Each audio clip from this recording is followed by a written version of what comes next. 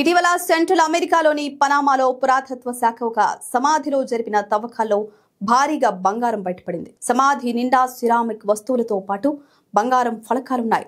ఆ కాలంలో అంత్యక్రియల సమయంలో చనిపోయిన వారితో పాటు ఖననం చేసే వస్తువులుగా వీటిని భావించారు. సమాధిలో బయల్పడిన వస్తువులకు ఆర్థిక విలువే కాకుండా చారిత్రక ప్రాధాన్యం ఉందన్నారు పరిశోధకులు. ఎందుకంటే అందులో ఏకకాలంలో ఒకటి కంటే ఎక్కువ మృతదేహాలను ఖననం చేసినట్లుగా తెలుస్తోంది. ఈ ప్రక్రియ ప్రత్యేకంగా కనిపిస్తోందని చెప్పారు. అప్పటి పోకడల ప్రకారం చనిపోయిన ఉన్నత స్థాయి వ్యక్తితో పాటు వారి కోసం బలిదానం చేసిన దాదాపు 8 నుంచి 32 మందిని కూడా అదే సమాధిలో ఖననం చేసేవారు. సమాధిలో కనుగొన్న వాటిలో బంగారు దుస్తులతో పాటు 5 పెక్టోరల్స్, గోళాకారంలోని బంగారు పూసలతో కూడిన 2 బెల్ట్లు, 4 కంకణాలు, మానవుల ఆకారంలోని 2 చెవిదిద్దులు, నెక్లెస్లు, పిల్లను గోవితో పాటు ఒక స్కర్ట్ ఉంది. మృతదేహాన్ని బోర్లించి ఖననం చేసినట్లు తెలిసింది. ఖననం చేసే సమయంలో ఇలా చేయడం చాలా సాధారణం. ఏ గ్రేట్ లార్డ్ గా పేరున్న ఈ సమాధిని క్రీస్తు శకం 750లో నిర్మించినట్లు భావిస్తున్నారు.